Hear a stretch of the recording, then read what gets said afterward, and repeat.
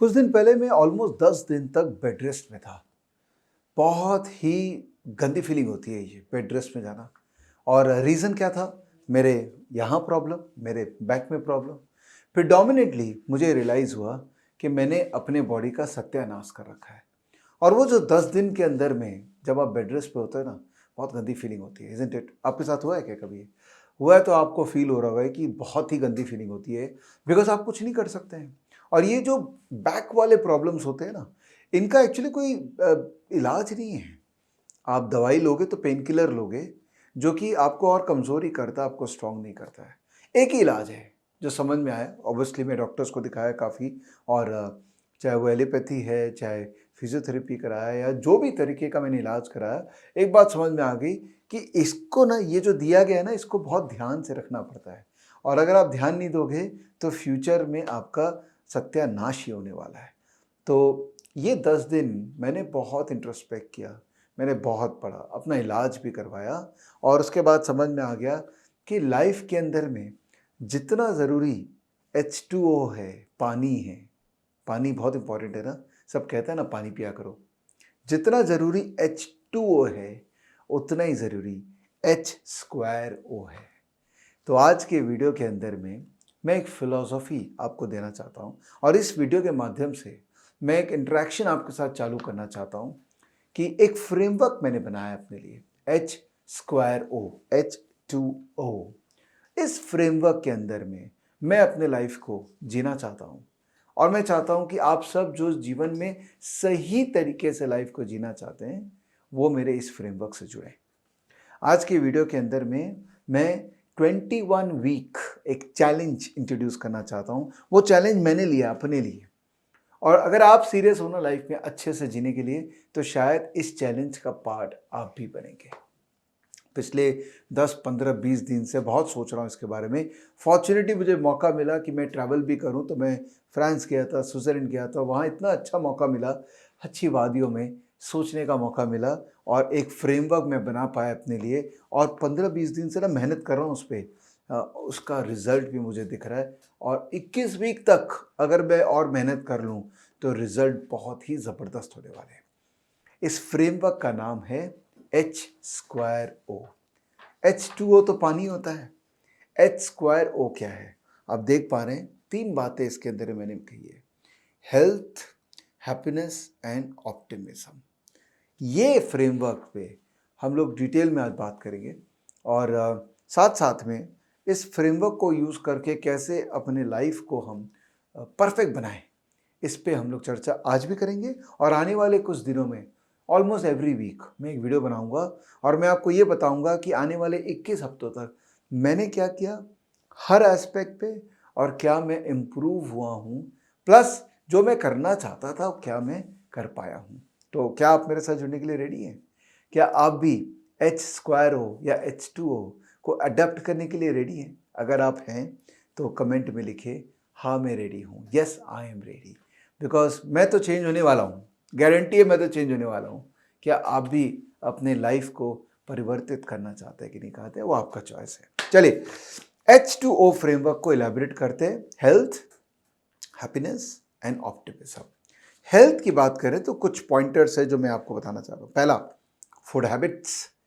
खाने पीने का हैबिट बहुत ज़रूरी है। समझ में आ गया है कि जो हम खाते हैं ना, वो निकल नहीं जाता है खाली, वो बॉडी में कहीं ना कहीं रह भी जाता है, और फिर कुछ चीज़ें निकलती भी है। तो जो रह जाता है ना, वो आपका बॉडी का पार्ट ही है। तो जो खाते हो वो बॉडी का पार्ट बनता है, चाहे नॉनवेज है, चाहे वेज है, चाहे मटर है, चाहे आलू है, जो भी खा रहे हो ना, वो बॉडी का पार्ट बन रहा है। तो माइंडफुल हो जाओ क्या खा रहे हो, कितना खा रहे हो। खासकर जो बाहर का खाना है उसके लिए तो एक्स्ट्रा माइंडफुल हो जाओ कि क्या खाना है कि नहीं खाना है। तो food habits is a very important part. कब खाना है, कितना खाना है, और क्या खाना है। दूसरा, योगा या एक्सरसाइज। मेरी माने तो योगा करिए। मैं 10-15 दिन से योगा कर रहा हूँ, और मुझे ऐसा फील हो रहा है कि मैं कितना लेट हूँ, कितना लेट कर दिया मैंने, राइट। पहले कर लेता तो कभी कोई तकलीफ ही नहीं आती। तो yoga is such a beautiful thing. मेरे योगा टीचर है, वो आते हैं एवरी मॉर्निंग 6:30 to 7:30 योगा करता हूँ, और उसके बाद ही अपने आप को इतना एनर्जेटिक महसूस करता हूँ, इतना पॉजिटिव महसूस करता हूँ कि मैं आपको बता नहीं सकता हूँ the experience which I am going through. तो योगा करिए, टीचर के साथ करिए, क्योंकि हमको प्रैक्टिकली हमको नहीं आता योगा, और यूट्यूब देख के तो योगा सीखना ही नहीं चाहिए।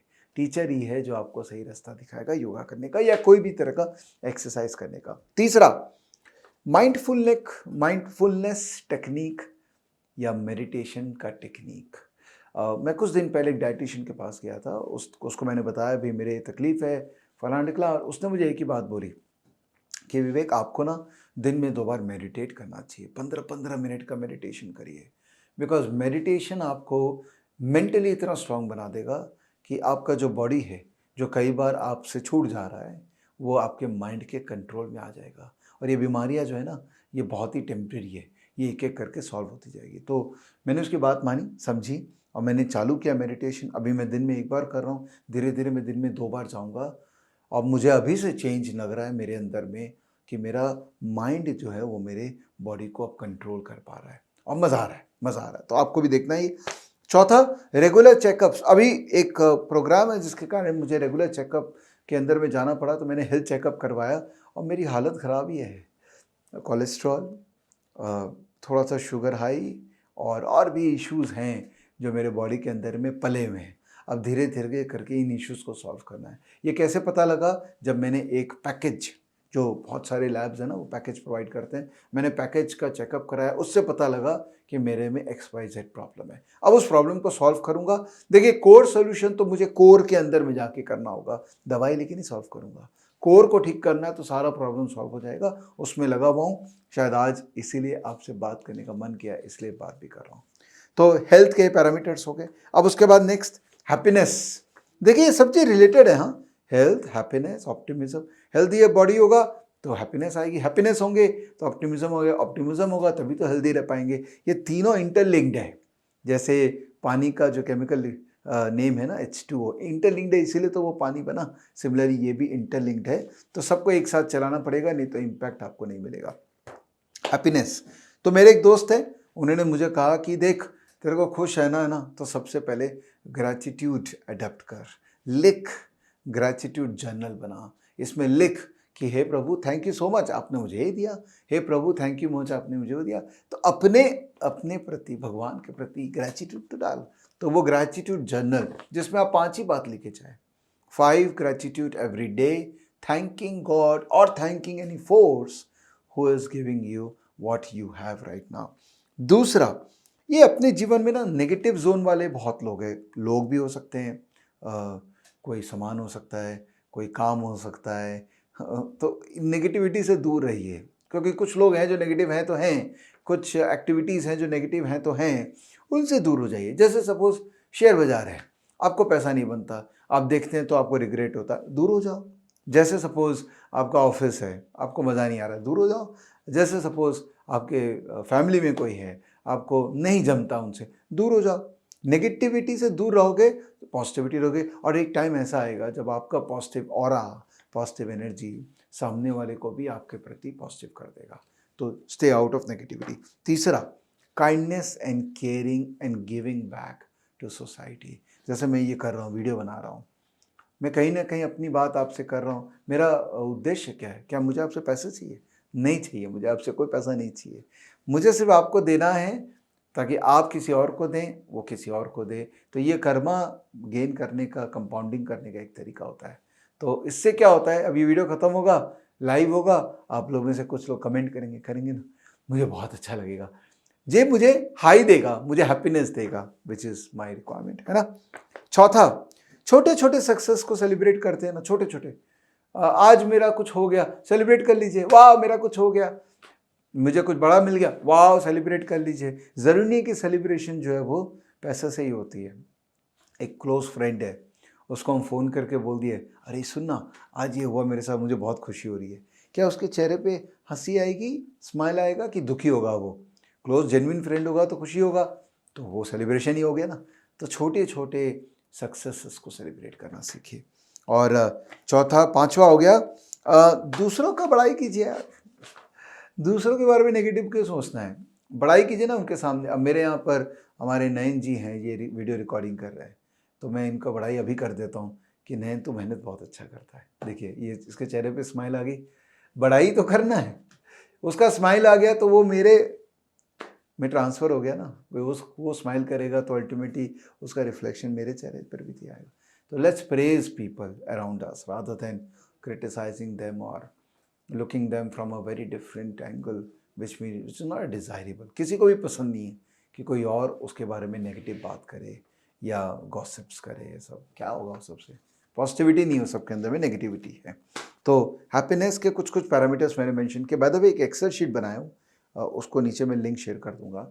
उस एक्सेल शीट के अंदर में मैंने एक फ्रेमवर्क दिया आपको कि आपको वीकली बेसिस पे कुछ करना है, जो मैं बोला ना 21 वीक का, तो वो एक्सेल शीट आप देख लेना, डाउनलोड कर लेना और अपना करना है तो कर लेना, आपको फ़ायदा ही होगा। तीसरा point, optimism, H2O, optimism. Optimism is very important for an amazing life in future. अगर हम ऑप्टिमिस्ट नहीं हैं, हम पेसिमिस्ट हैं, तो हमको कभी भी कुछ अच्छा नहीं लगेगा, और अच्छा नहीं लगेगा तो हम अच्छा फील नहीं करेंगे, तो हम अपना प्रेजेंट को बर्बाद करेंगे।